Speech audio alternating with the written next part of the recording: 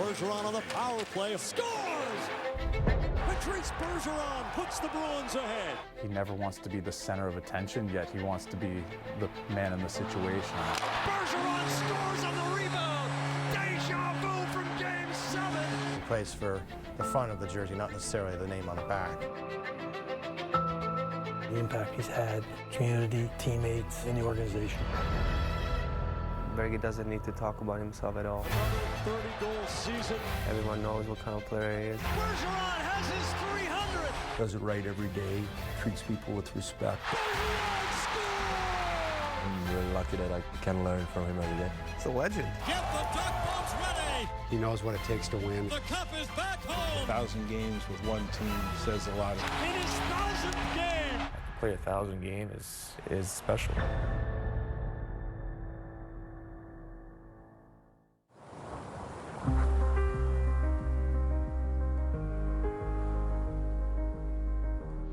"1,000 games, all with the Boston Bruins.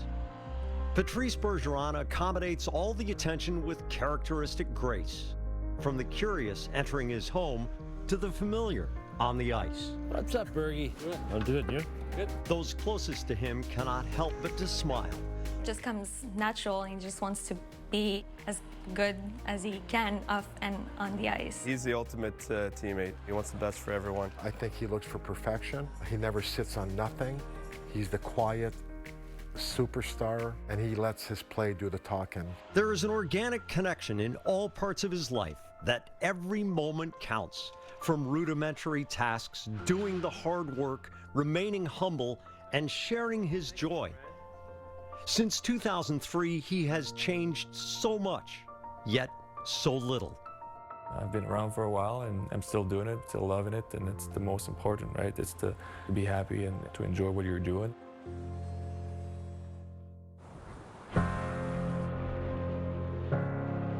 Bergeron grew up just outside Quebec City, a modern society that honors old world culture. Kids there have a choice: embrace the most daunting season or sit by the fire and wait for spring, alone. Can you tell us what life is like, especially in the winter in Quebec?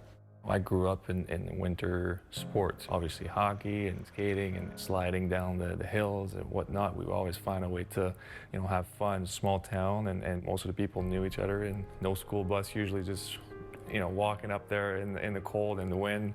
The snowstorms is still school. Don't you even think about it. There's still school, and you can't even see in front of you, but that's kind of how we grew up, and hockey was definitely, you had to try it. If you didn't like it, you were weird, but it was fine. And then, that's kind of how, I grew up, and hockey was obviously a big part of Canada and my hometown. For those kids who play hockey in Quebec, this is a dream I think, for all young guys in Quebec. It's possible to dream, it's possible to get it, and it's possible if you work for it and you believe in your dream. We've talked about your upbringing before, but it seems that your mom and her worldview really got imprinted on you early in life, and you've taken lessons from that. Can you tell people what your mom does and how that has affected you? She's a social worker, still is, and I grew up kind of seeing her giving back and helping people, communicating with them and having conversations to make them feel better. She was working with people with severe head injuries. That always stuck to me, that you need to try to be there for people and show support and go from there. You've always been about the we and not the me. It's almost like an in-joke at NESN when we have you on between periods, and try to get him to use the first-person pronoun. I think we're definitely going in the right direction. We showed a lot of character, and we need a 60-minute effort. To get you to say I or me is difficult. Where does that come from? I think my parents, the way that they raised us, always about being a family and being together and doing stuff as a whole, and never kind of, trying to be selfish in any kind of way, and try to be humble and down to earth was always something that I guess we grew up with, and if we would defer from doing that, my mom or my dad would definitely let me know. So I guess that's how I grew up, and it kind of stuck with me. The man he became today has a lot to do with the way he was raised too, and we are coming from the same area and we have similar values. I think that's been such a big part of his success, his upbringing and his environment. He's just a great person. When you see his family and you understand why he's that way. A team from New Brunswick in the Quebec Major Junior Hockey League, about a 6-hour drive from home, drafted Bergeron at age 16.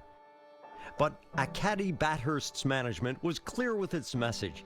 They sent him back to a lower-level team. He wasn't good enough. Yet.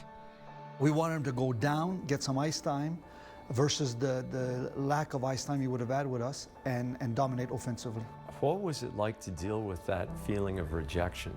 I would take it as, you know, I have something to learn. I got to get better. I got to find ways to be a better player, and I'm going to go out there and try to be a leader and make the most of it. So it's kind of how I approach things. A harbinger, turning defense into offense. He used what could have been negative energy as a positive. He performed the rudimentary tasks. He did the hard work. A scout took note of number 37.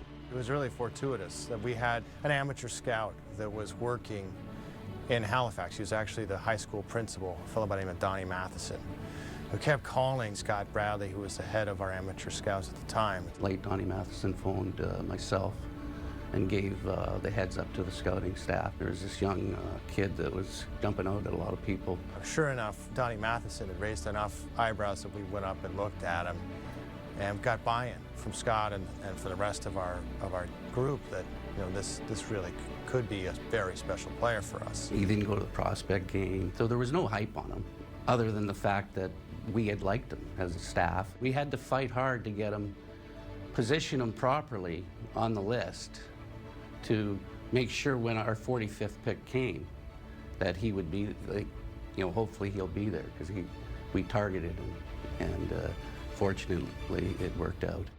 2 years after his demotion, Bergeron was a second-round pick in the legendary 2003 draft. No one ever again would say he wasn't good enough. I remember watching him the first day of rookie camp and saying, this kid's a good player. It'll be interesting to see how he develops.